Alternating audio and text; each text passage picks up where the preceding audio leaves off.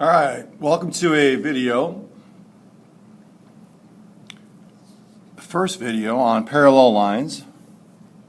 This video is going to be about classifying angles that are associated with parallel lines. So the first thing, let's look at a definition for parallel lines. So our definition for parallel lines are coplanar lines that do not intersect. Make sure you include the fact that they are coplanar lines. Coplanar lines that do not intersect. All right, so let's say that we have two coplanar lines cut by a transversal. Two coplanar lines cut by a transversal. Here's my notation for L is parallel to P and T is a transversal. Transversal is simply a line that cuts through or passes through two or more coplanar lines. All right, so you can probably see that when the transversal cuts through these two lines, 8 angles are created. My hope right away is that you immediately see that 1 and 3 are vertical, 5 and 7, 6 and 8, 2 and 4 are all vertical angles. And we know from the vertical angle theorem that they are congruent.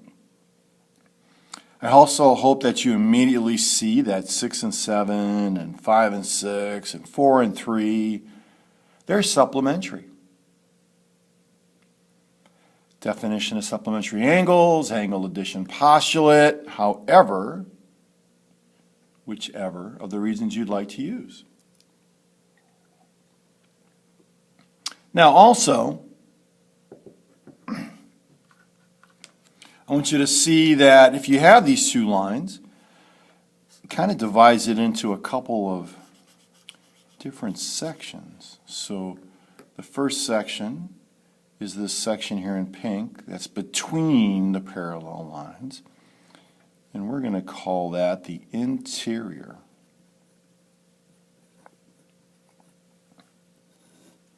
So angles 3 and 4 and 5 and 6 are interior angles.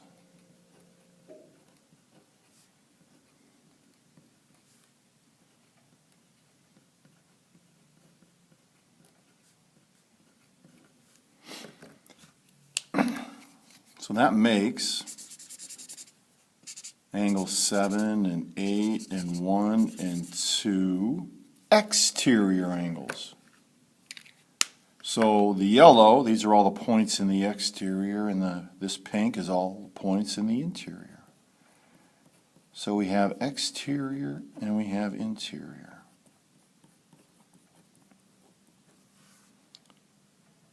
All right, so there's 4 types of classifications we're going to talk about.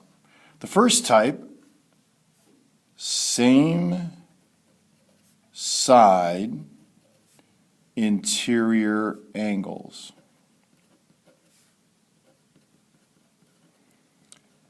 So they're on the same side of the transversal and they lie in the interior. So that would classify angles 3 and 6 as a pair of same side interior, and 4 and 5 as a pair of same side interior angles. These are my interior angles. These are pairs of same side interior.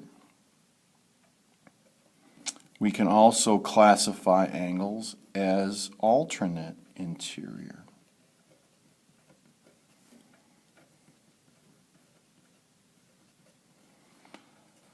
And if they're interior angles, they're between the parallel lines. Alternate means they're on alternate sides of the transversal. Angles 3 and 5. 3 and 5 are alternate interior. 3, 5. Likewise, 4 and 6.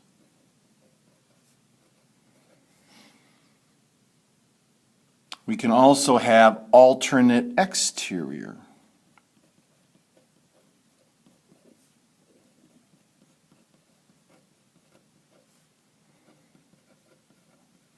And alternate exterior angles, first of all, they need to be in the exterior, so that would be 1, 2, 7, or 8, and on alternate sides, opposite sides of the transversal.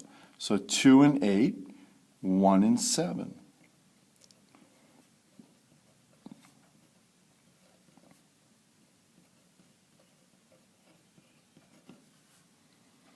And the last classification I'm going to talk about, corresponding angles.